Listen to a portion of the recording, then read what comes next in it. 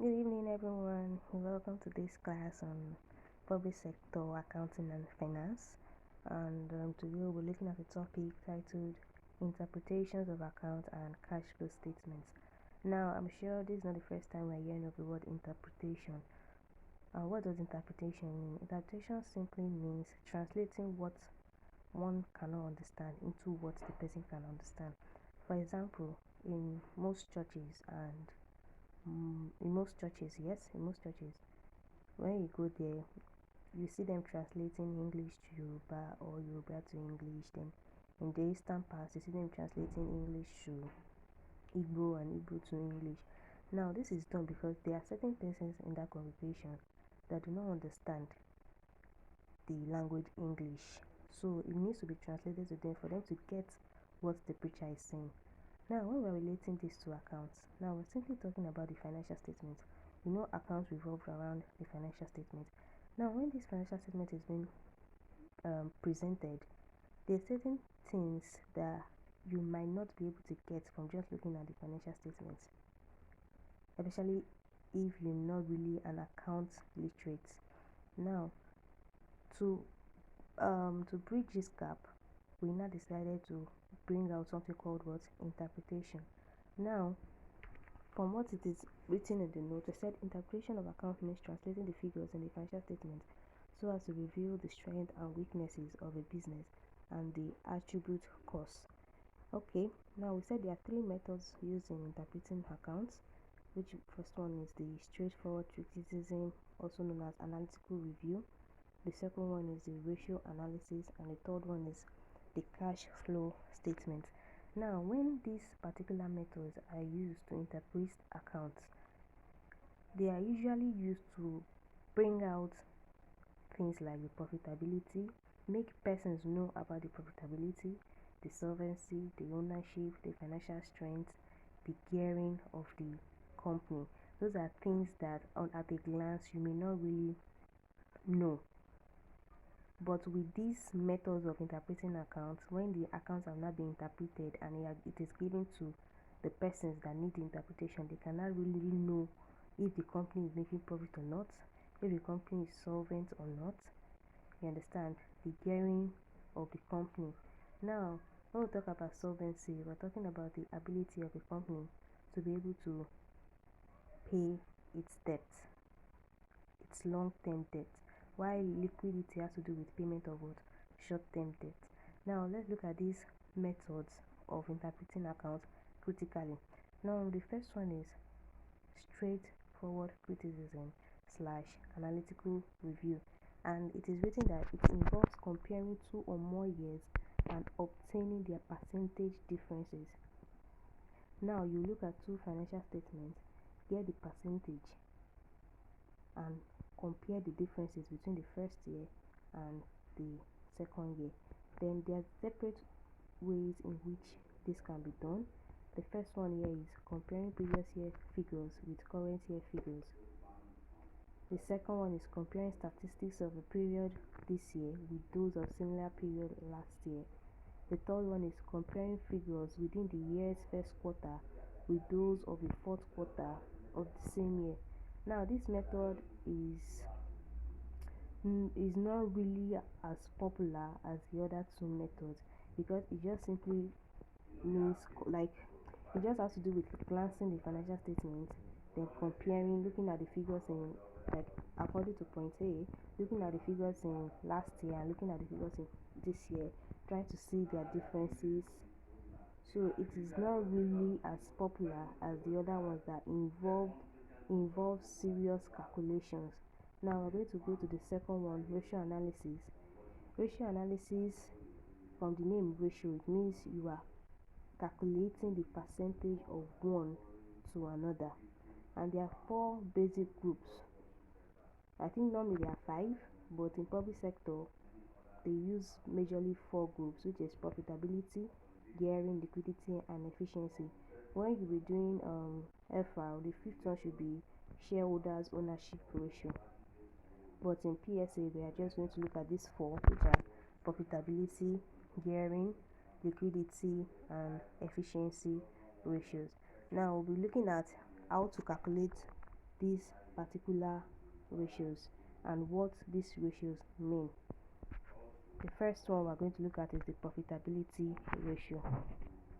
Now, profitability ratio, we have different ratios that can be used to calculate the profitability of a company. We all know what profit is of a company, so there are certain ratios that can be used to calculate the profitability of a company, but we'll be looking at just two here. And the first one is the net profit margin. The second one is the what? Gross profit margin. In the net profit margin, this ratio is used to show the percentage of profit that the company keeps from its sales after all expenses. Now, we all know a company, their major aim is to what? Make profit, and most companies are involved in what? The selling of goods or the offering of what? Services. Now, when they sell these goods to the public, they are going to incur some certain expenses in the running of the affairs of the company. When you subtract these expenses for the year or for the period from the sales made from that period, you're supposed to get your what? Net profit before tax. You know, when you get your net profit is when it will be taxed, but here we're interested in the net profit before tax. Now, we're not trying to see what is the percentage of this net profit on your sales. So that is what net profit margin is about. So the formula here is net profit over sales times 100. Now, gross profit margin is similar to net profit margin, and it measures how much sales income a company has left over after it has covered its cost of goods sold. And we all know that how do we get our gross profit? Our gross profit is what? Sales less cost of goods sold. You have your what? Gross profit, which is very simple, and the formula here is gross profit over sales times 100. Now, let's go to the next one, which is gearing ratios. We've looked at profitability ratios. I told you we have so many types of profitability ratios, but we'll be looking at just these two, which is net profit and gross profit. But when you are doing FR, they may go deeper into profitability ratios and other ratios. But in public sector accounting, we are interested in just this one because we all know that parastatals or government organizations, their aim is not to make profit, although this ratio is applicable in some aspect of government parastatals that are self-sufficient and that make profit. But generally, government organizations are not created to make profit. So that's why we are not looking deep into the profitability ratio. Now, next one is the gearing ratio, and the gearing ratio measures the proportion of a company's borrowed fund to its equity. What is borrowed fund? Borrowed fund is simply known as debt. Then what is equity?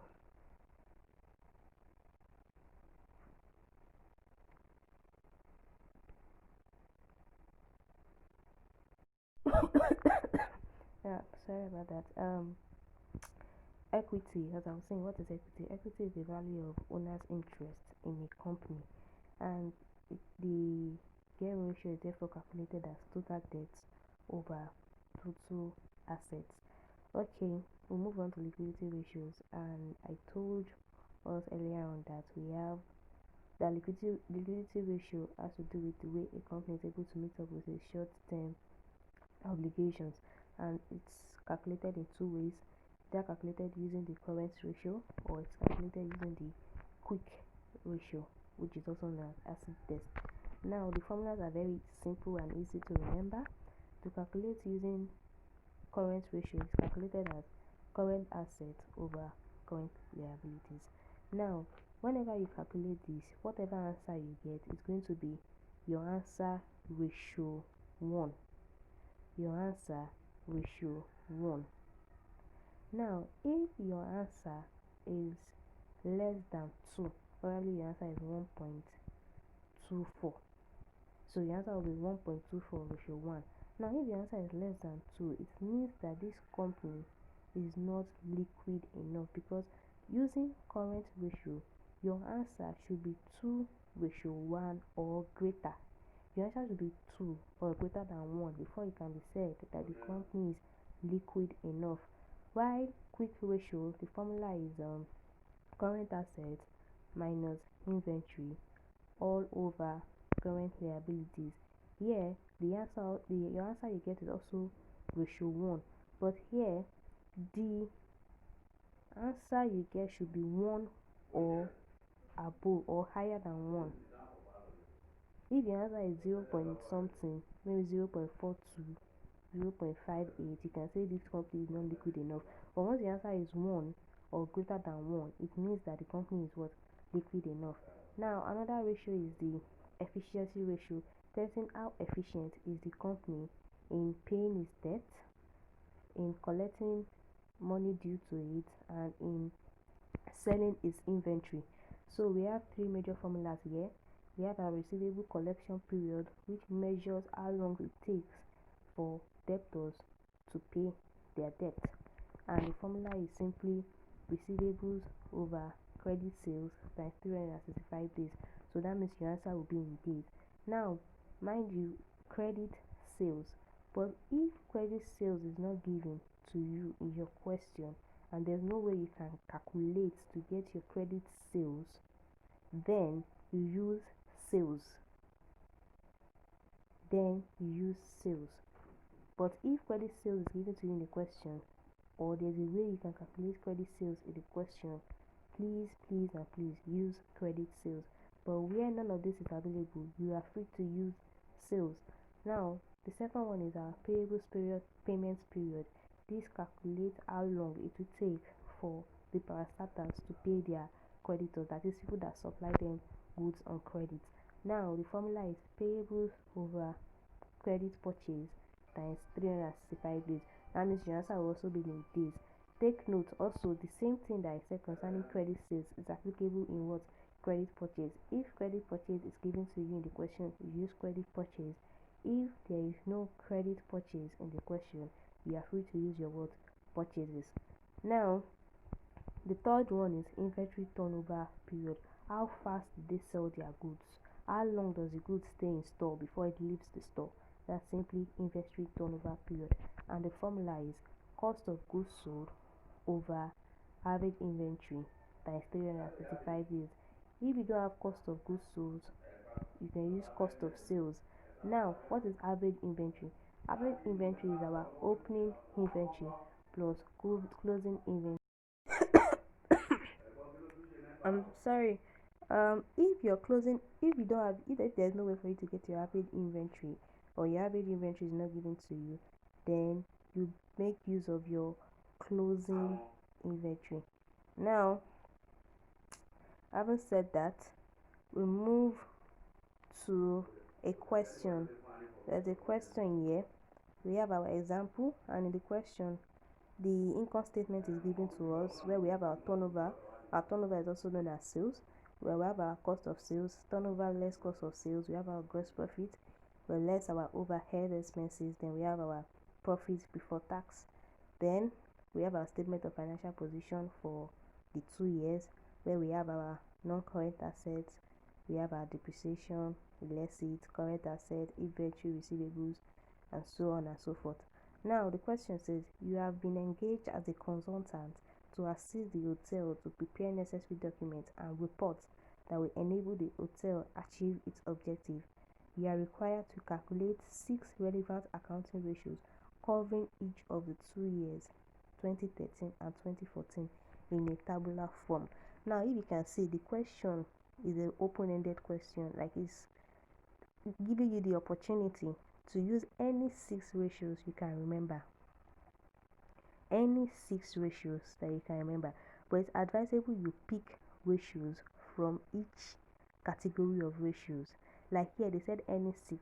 You can pick 2 from profitability, pick 2 from efficiency, pick maybe 1 from gearing, and pick 1 from liquidity. But still, if you can't remember from the categories, but you can remember any other one, for example, probably you remember the 2 liquidity, but you don't remember the gearing, you can still do it that way. But the question said calculate 6 relevant accounting ratios. Now let's start with the profitability ratio. Now the profitability ratio, where we said our formula, we said it is we have our net profit and we have our what, gross profit. Let's calculate the net profit. And the net profit, we said it is what, net profit over sales times 100. So here for year 2013, our net profit ratio is going to be our net profit ratio is going to be 40,000 over 200,000 times 100. Then for 2014 it will be 44,000 over 240,000 times 100. You get your answer, put it in percentage. Now we are done with net profit. Now if you look at this question, they said calculate any 6 and the marks is 12 marks. This is an icon question. This question is from May 2019. Yeah, May 2019. This question is from May 2019. And if you can see 12 marks, that means 1 mark per calculation. So if you calculate your net profit for 2013, you have 1 mark. For 2014, you have another 1 mark. Hence, you have 2 marks just for that simple thing we did just now, which is what, net profit over sales times 100. Now we are done with that one. The second one, let's go to gross profit. For 2013, it will be what, 50,000 over 200,000 times 100. Then for 2014, it will be what, 56,000 over 240,000 times 100. You've gotten your gross profit ratio. Now we are done with profitability. Let's go down to liquidity. And liquidity, we have current ratio, which is what, which is our current assets over our current liabilities. Now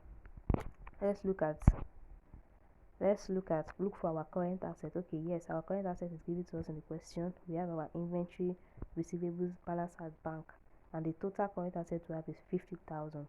Also, our current liability is given to us, which is payable and back overdraft, and the total is 12,000. I hope you can follow. Let me try to increase it so for those that cannot really see it, I hope it's clearer now. So for us to get our current ratio, it will simply be what, 50,000 over 12,000. That's for the first year. Then for the other year, it will be what, 80,000 over 22,000. Remember, whatever answer you get, it will be what, ratio 1. It's going to be what, ratio 1. But the first one we calculated, which is profitability, net profit or gross profit, it will be in what, percentage. Now okay, we are done with that. We move on to the quick ratio, which is also known as acid test, and we said that one is what, current assets minus liabilities over current assets minus inventory over current liabilities. Okay, so we come here. Our current asset here is 50,000 for the first year. By the time we subtract our inventory, 14,000, we'll be left with what, 36,000. So for our quick ratio for the first year will be what, 36,000 over 12,000. While for the second year it will be, okay, our current asset for the second year is 80,000 and our inventory is 60,000. So that means it will be what, 20,000 over 22,000. I hope you understand what I'm trying to say.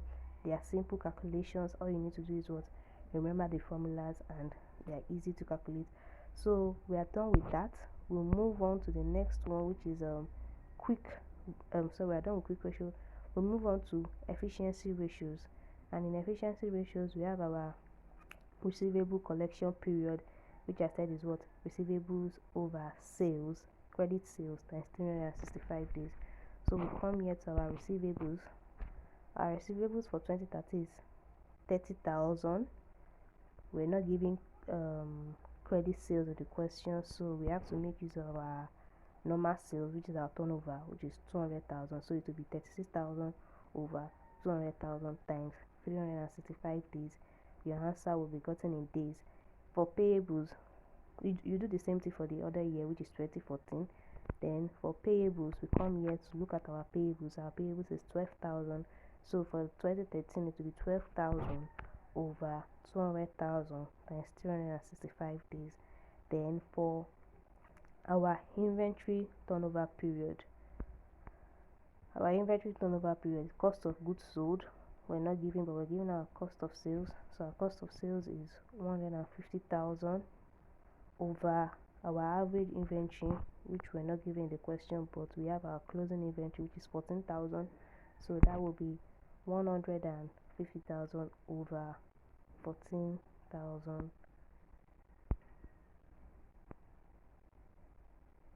Yeah, so we can go and look at their solution.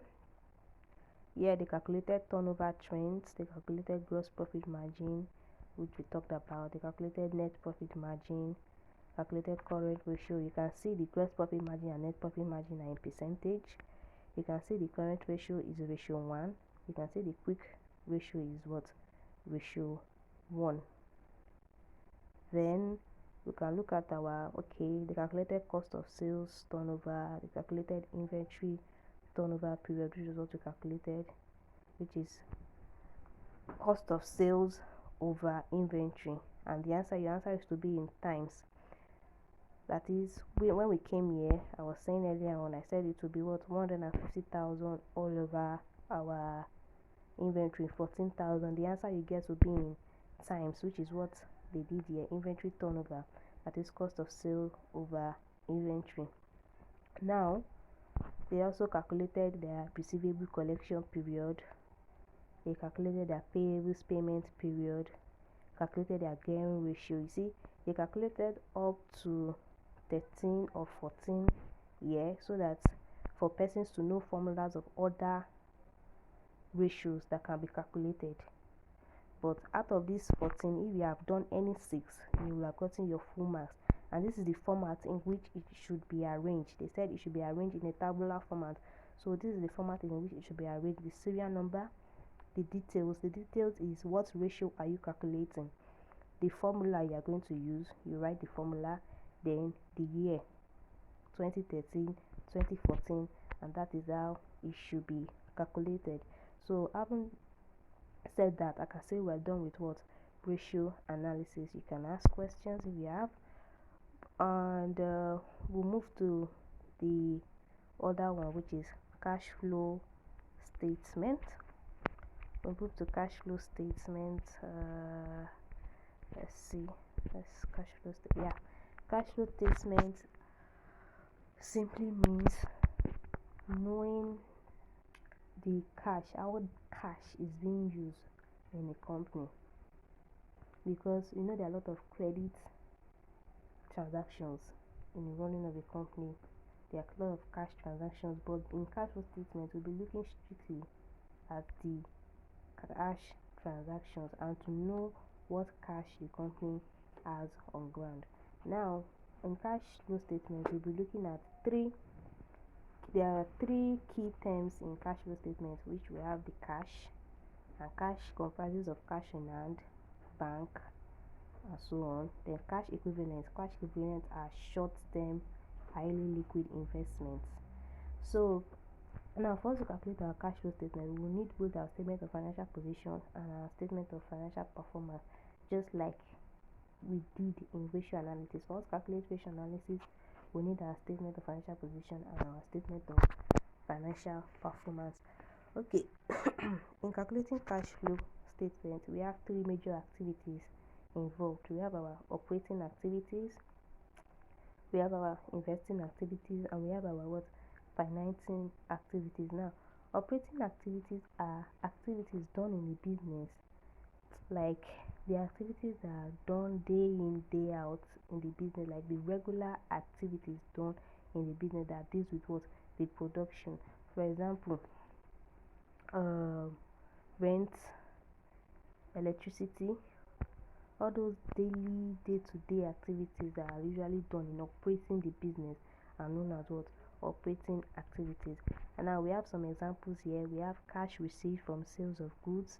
We have receipts from internal generated revenue of government. We have cash payments.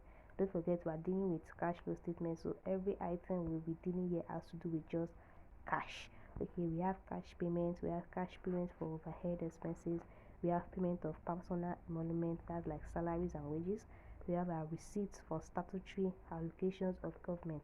Then investing activities are activities that are done by the organization with the hope of generating return in future purposes. We all know what an investment is. So investing activities include cash payment to acquire property, plant and equipment. Definitely when you are acquiring property, plant and equipment, you are hoping that this property, plant and equipment will generate revenue for you in future. So it's an investment.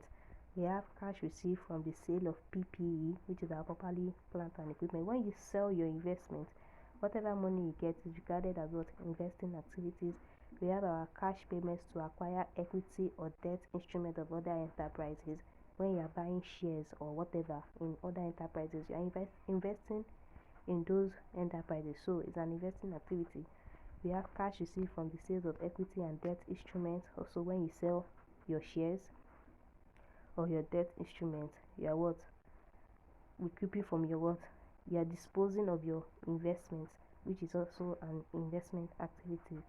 Now we have cash advances and loans made to other parties. When you loan people money, definitely there will be interest on those loans. So the loan is like a form of investment. You are giving the person money because you know when the person will give you the money back, it will be greater than the one you give to him in the first place. So these are investing activities.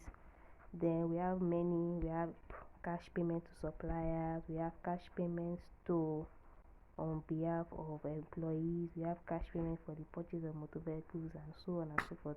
There are lots and lots of activities, not everything that were listed here, but when you are faced with question, you just have to sit down, think, is this activity something that was done with the hope of generating revenue in the future, or is this a regular day-to-day activity?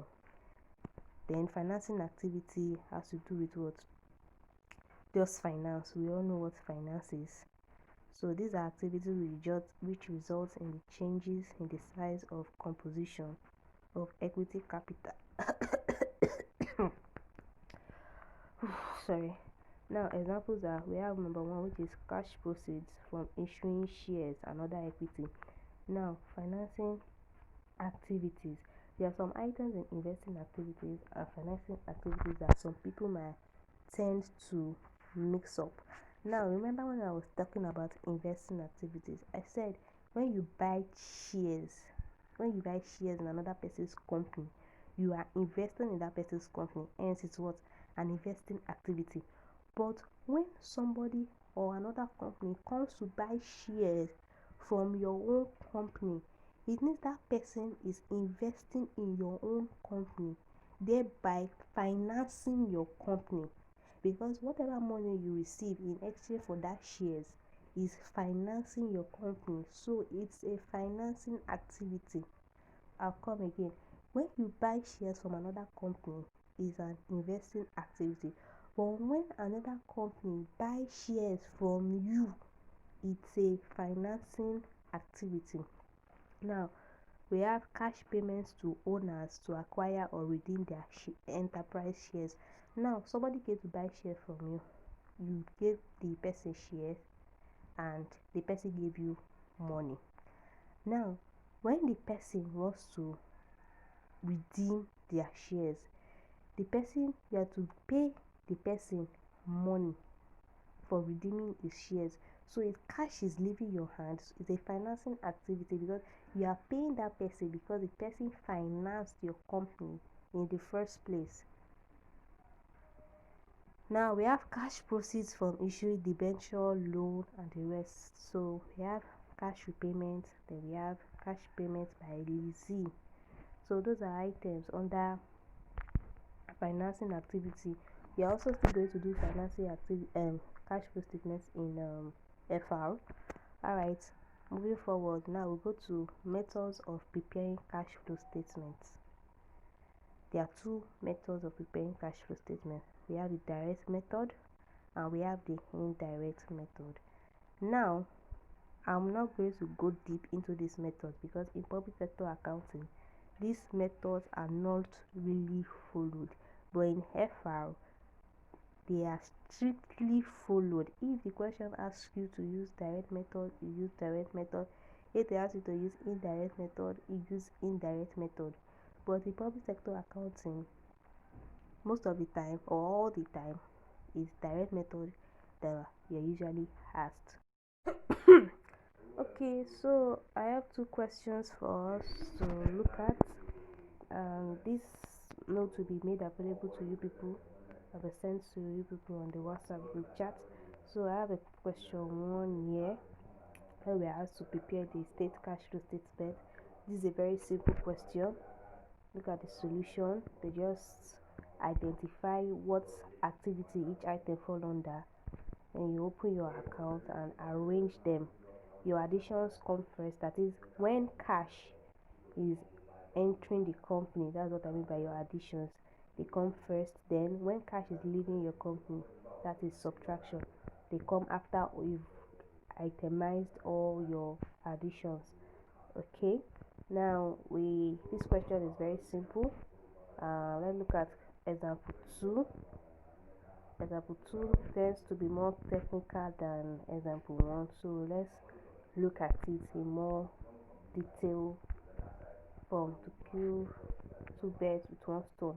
Now looking at this, we have Labeldan State of Liberia extracted the following information from the TFA for the year ended 31st December 2016.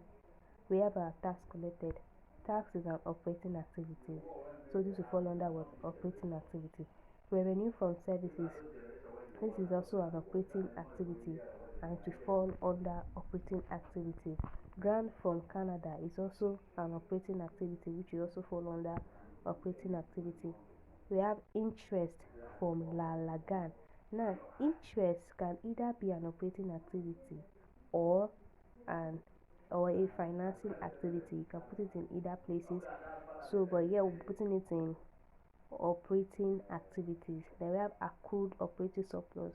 Operating is already present in the name, so you should know you should go to operating activities. Now we have our proceeds from sales of treasury bill. That is, you are selling your investment, and therefore you to go to what? Investing activities. We have proceeds from sale of bond. You're also selling an investment. Investing activities. Purchase of equipment. You are investing by purchasing equipment, so it's also an investing activity. We have employee costs. Employee cost is what? An operating activity. That's like salaries. We have pension. Pension is an operating activity. Contract supplies, operating activity. Other admin expenses, operating activity. We have our purchase of foreign currency. Now, our purchase of foreign currency is a financing activity. It's a financing activity because it can either be financing or investing. Purchase of foreign currency can either be financing or investing, because when you are buying this foreign currency, it's like a form of investment that if it increases in value, then you will sell it and what? Make your money. So it's also a form of what? Financing, because you want to use that money to what? Finance your business. Then we have our what's the next item? We have proceeds from sales of equipment, investing activity. Loans.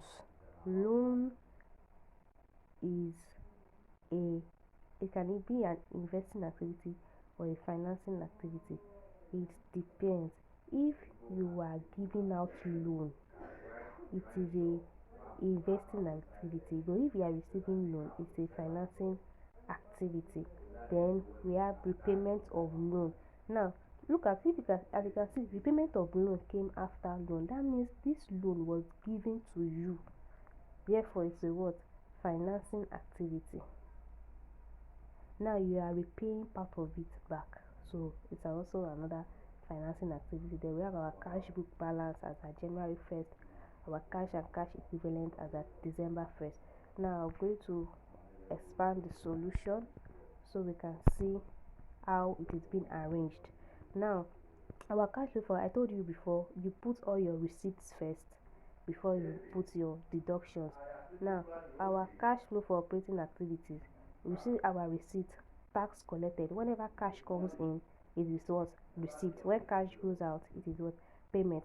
our tax collected, revenue from services, grant from. As you can see, from, it means they are giving you, the cash is coming to your company. Interest from, accrued operating surplus. Okay, all these are what? Receipt. Then payment, employee costs. You already know that anything costs is you are paying. Pension, you are paying. Contract supplies, you are paying. Other admin expenses, you are paying. By the time you subtract your payment from your receipt, you have your net cash flow from what? Operating activities. Then investing activities, we have our proceeds. You know, proceeds means the money is coming in. Proceeds. Okay, purchase of equipment, it's to be in brackets because it's money leaving. I think there's a mistake here, but their final answer is actually correct. So proceeds from sale of equipment is supposed to come before purchase of equipment, because purchase of equipment means you are paying, so it's supposed to be what? Deducted. Your receipts come before your what? Your payment. Then you have your financing activities, interest paid on loan, purchase of foreign currency, loans is positive because you received the money, the cash came into your company, so that's why it's positive. Repayment of loan, you have your net cash flow from what? Financing activities. So we have our net cash flow from operating activities, net cash flow from investing activities, and we have our net cash flow from what? Financing activities. By the time you add those three together, it's going to give you your what? Cash and cash equivalent. You add your cash flow from operating activities, your cash flow from investing activities, and your cash flow from financing activities. Where you get your answer is labeled cash and cash equivalent. Then, having gotten that, you will now go back to your question and look at your cash at the beginning of the year. We'll go back to our question. We'll look at our cash at the beginning of the year. Okay, look at it. They said our cash book balance at the beginning of the year is 4,375. Then for the other one is 2,015. You write it down. Then your cash and cash equivalent as that December 31st, we have 7,729 and 4,375.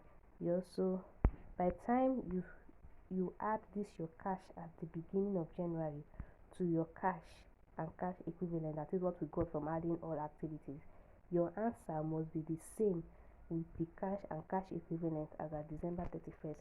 If we check here, you will see our answer here is 77294375, which is similar to this place, which is 77294375.